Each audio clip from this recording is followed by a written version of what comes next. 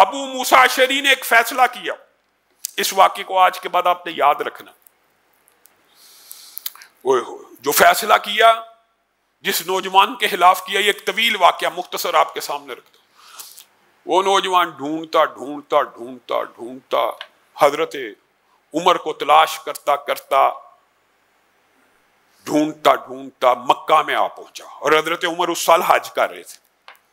خیمے کے باہر آیا، عبداللہ ابن عمر موجود تھے، ان سے پوچھا آپ عمر ہیں؟ کہا نہیں، میں تو عبداللہ ابن عمر، میں ان کا بیٹا ہوں۔ کہاں ہے عمر؟ اس کے حالات و واقعات سے عبداللہ کو اندازہ ہوا کہ بڑا تھکا ہوا، بڑا سفر سے ہے۔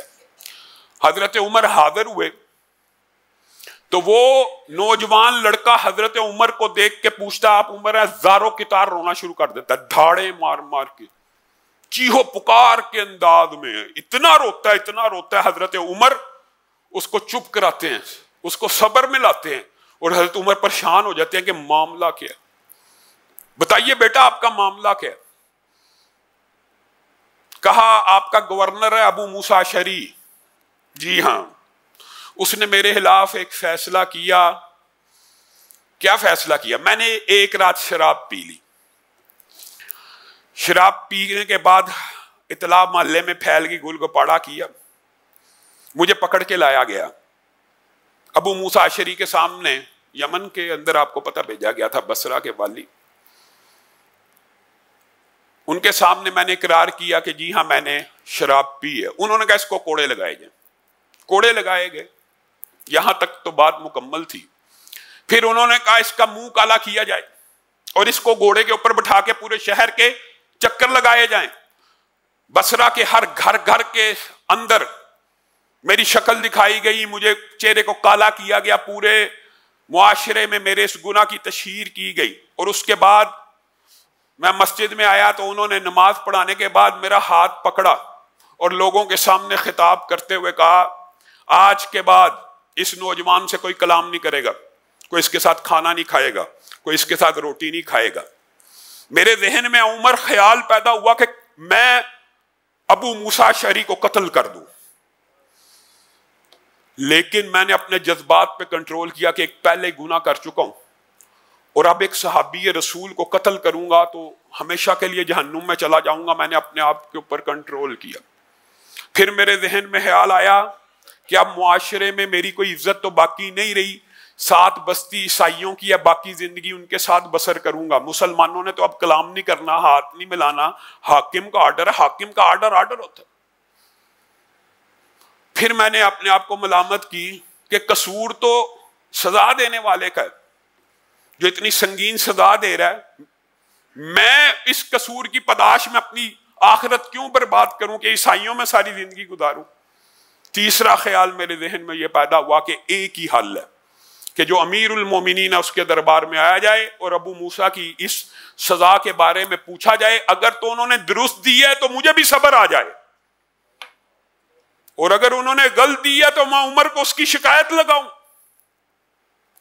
اوہو، جو روایت کے الفاظ ہیں آپ سن کے حیران رہ جائیں گے کہ وہ بچہ جس طرح زاروں کے تار رو رہا تھا کچھ دیر پہلے، عمر دھاڑے مار مار کے اس سے زیادہ رونا شروع ہو گئے۔ میں نے اور آپ نے حدیث کو کچھ بھی نہیں سمجھا، یہ رونے کا مقام ہے۔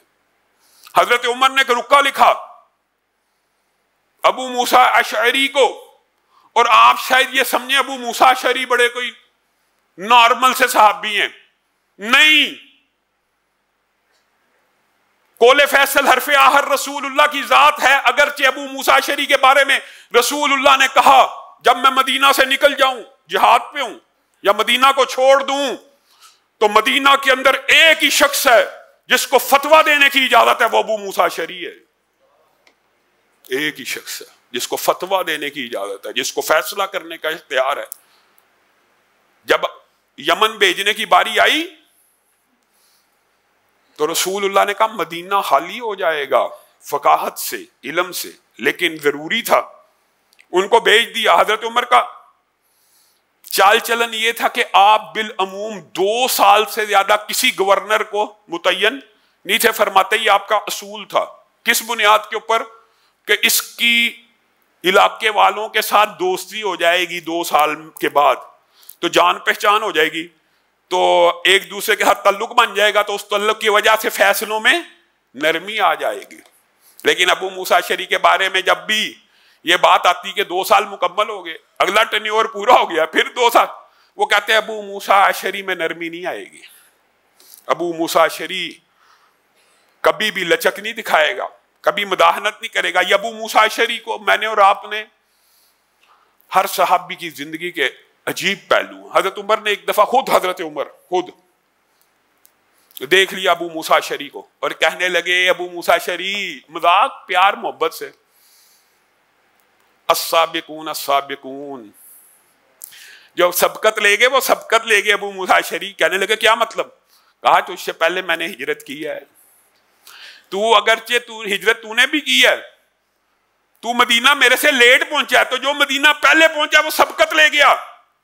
حضرت عمر ان کے ساتھ یہ مزاح کر رہے ہیں، آسمان سے جبریل امین کا نزول ہو گیا محمد صلی اللہ علیہ وسلم کے اوپر۔ یہ آپ کا صحابی ابو موسیٰ اشعری کو یہ کہہ رہا ہے، جی ہاں جائیے اور عمر کو بتا دیجئے اور امت کو بتا دیجئے، عمر تجھے 1 ہجرت کا ثواب ہے اور ابو موسیٰ اشعری کو 2 ہجرتوں کا ثواب ہے۔ کس وجہ سے؟ اس نے پہلی ہجرت حبشہ کی تھی، وہ بھی ہجرت تھی، تیرے سے لیٹ پہنچا، مدینہ میں حبشہ سے ہجرت کر کے آیا ہے، اس کی 1 ہجرت نہیں لکھی جائے گی، اس کی 2 ہجرتیں لکھی جائیں گی۔ یہ اتنے مقام و مرتبے والا صحابی، اس کا فیصلہ بھی قول فیصل نہیں ہے۔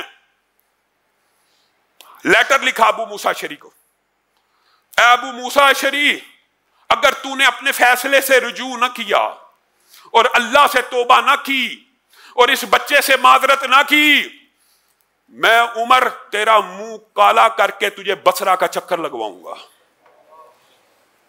کتنے جلیل القدر صحابی کو کہہ رہے ہیں، اور نیچے جملہ لکھ رہے ہیں یہ حدود اللہ ہیں۔ حاکم کو تنبیہن بھی، یہ بات آپ نے سمجھنی ہے، حاکم کو تنبیہن، فتنہ کچلنے کے لیے کچھ اختیارات اللہ نے دیے ہیں، اللہ نے دیے ہیں کہ حاکم سمجھتا ہے یہ فتنہ ہے تو اس کو کچلنے کے لیے کچھ سزا میں اضافے کر سکتا ہے، لیکن حضرت عمر کہہ رہے ہیں یہ حدود اللہ ہیں۔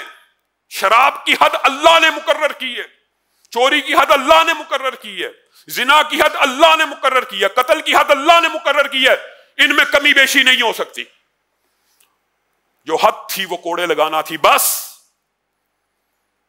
ابو موسیٰ اشعری لیٹر کو پکڑتے، چند جملوں کے اوپر مشتمل، 3 سطروں پہ مشتمل لیٹر، رونا شروع کر دیتے۔ اتنا روتے ہیں کہ جس وقت لوگوں کو اکٹھا کرتے ہیں، ممبر کے اوپر کھڑے ہوتے ہیں، لوگوں کو، بصرہ کے لوگوں کو اکٹھا کرتے ہیں کہ سنو بات اہم ہے، اور خط کا جب اس طرف منہ کرتے ہیں تو اس خط کے اوپر کوئی چیز نہیں لکھی ہوتی، آپ کے آنسوؤں نے ساری تحریر کو مٹا دیا ہوتا۔ کہتے ہیں تحریر تو مٹ گئی ہے لیکن مجھے یاد ہو گئی ہے، وہ تحریر لوگوں کو پڑھ کے سناتے ہیں۔ یہ ہیں صحابہ کہ حدیث رسول آ گئی تو پھر اپنا فتویٰ بھی نہیں چلنا، اپنا آرڈیننس بھی نہیں چلنا، اور اللہ سے بھی توبہ کرتے ہیں لوگوں کے سامنے کہ میں اللہ سے معافی مانگتا ہوں، میں اس کے گھر والوں سے معافی مانگتا ہوں، اور میں ایک بات کہنا چاہتا ہوں، وضاحت نہیں ہے، میرے ذہن میں یہ خیال آیا تھا، میں نے رسول اللہ صلی اللہ علیہ وسلم سے سنا تھا شراب ام الخبائث ہے۔ ام الخبائث تو رسول اللہ نے کہا نا، تو میرے ذہن میں آیا یہ تو بیماریوں کی جڑ ہے، بیماریوں کی ماں ہے، اس کو نشان عبرت بناؤں گا تو باقی پھر کوئی بندہ شراب نہیں پیے گا۔ لیکن مجھے عمر کے لیٹر نے رسول اللہ کی حدیث کو یاد کروا دیا، اور میں اپنے فیصلے سے رجوع کرتا ہوں۔ علامہ ہشام الہی ظہیر آفیشیل چینل کو سبسکرائب کر لیں۔